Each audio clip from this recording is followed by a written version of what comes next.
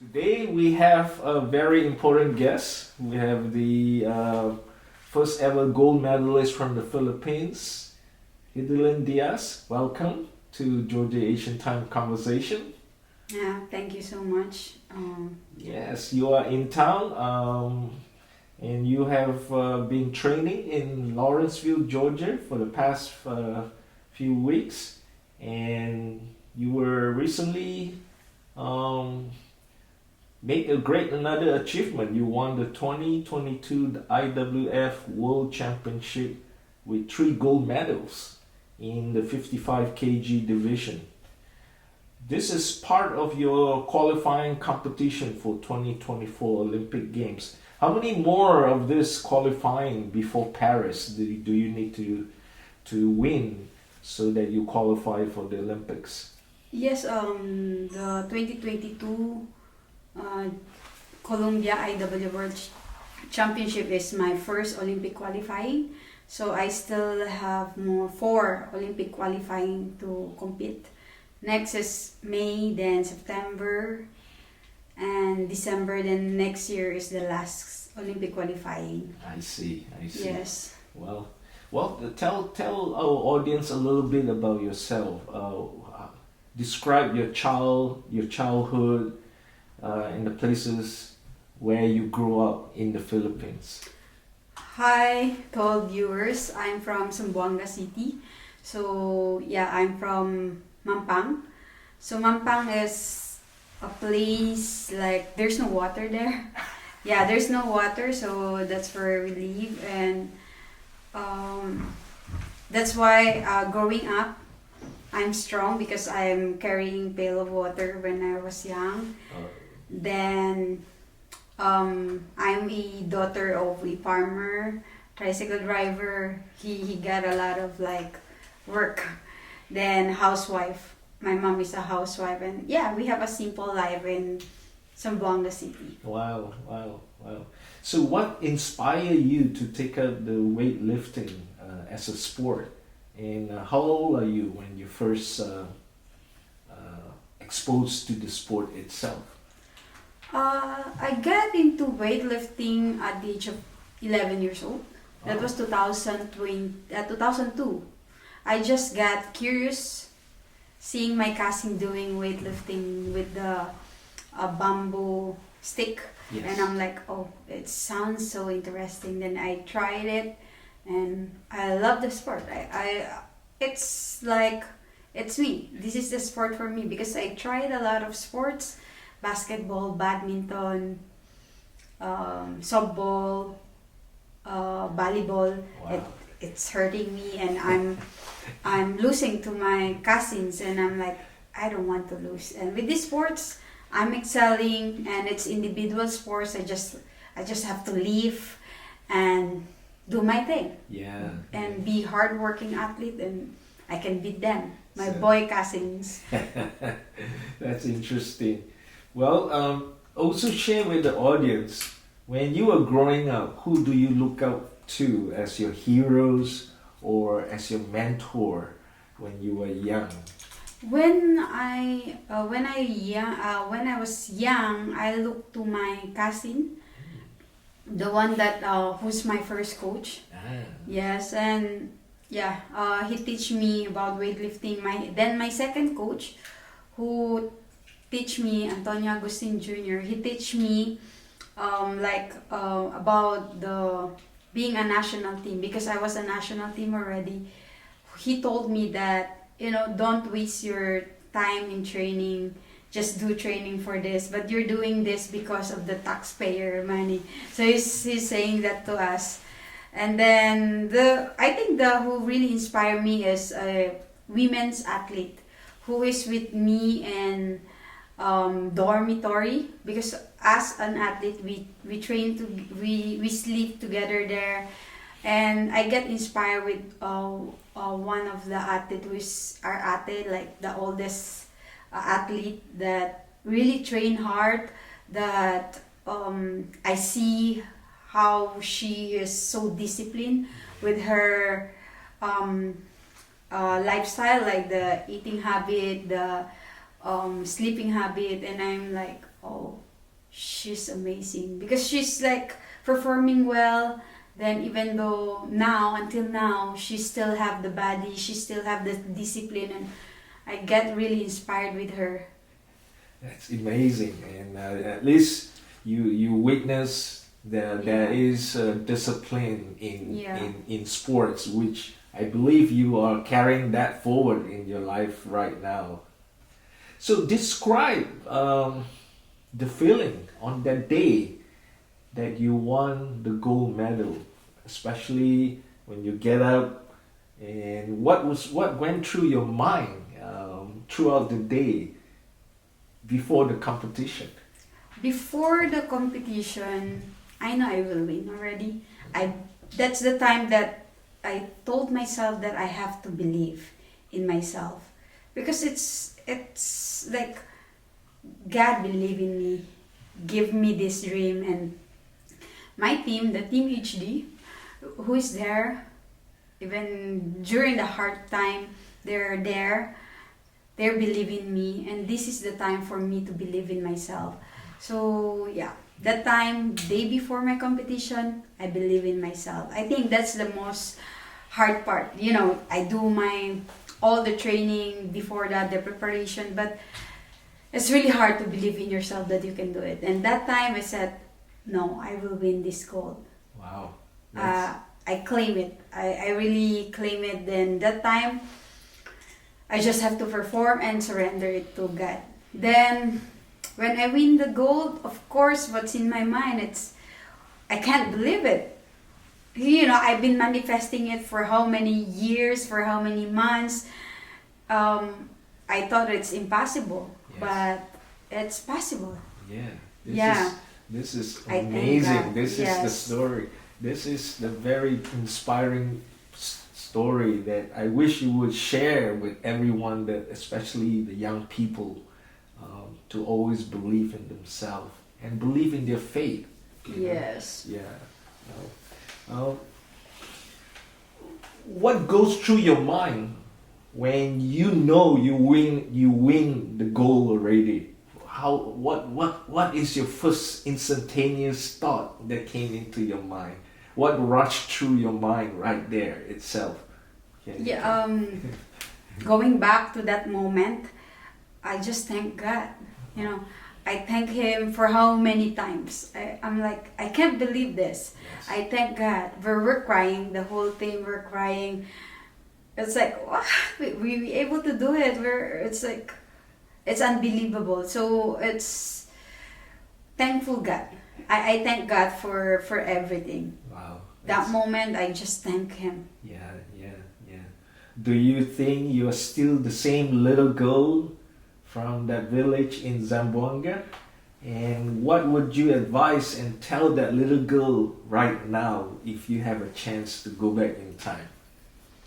I'm not that little girl anymore. Was curious, but I think I would tell to that little Heidi, you did a great job to be curious, to be outside of your comfort zone, to dream high. And I would tell to that little girl that I'm proud of you. Yeah, that's great. I'm sure you have faced a lot of major challenges on your journey to the Tokyo Olympics. Can you share some of the challenges that you have to overcome? Not just physically in parts of the training, but mentally to go for the goal, so to speak. Yeah, we have a lot of challenges, mentally, physically, emotionally, and I'm almost like, I want to give up already. I get tagged for something that I don't know what. Maybe you heard it about it already, that the tag about it, and I'm like, I don't know what's going on, and I'm questioning why my country's like that. And I'm giving my best in training, I'm giving my best to represent our country that time, but good thing my team believe in me. And I think that's the first thing that I really want to quit already because it really hurt for me as an athlete to get tagged who is giving her everything for the sports and representing the country. Then second, it's for me it hurts also as an athlete that I don't grow, I didn't get strong, I did not improve, and I became like in Asian Games I'm top 1. Then in World Championship, after three months of competing, we compete in World Championship. I'm top 11. I'm like, what happened here? Then yeah, I've been top 11.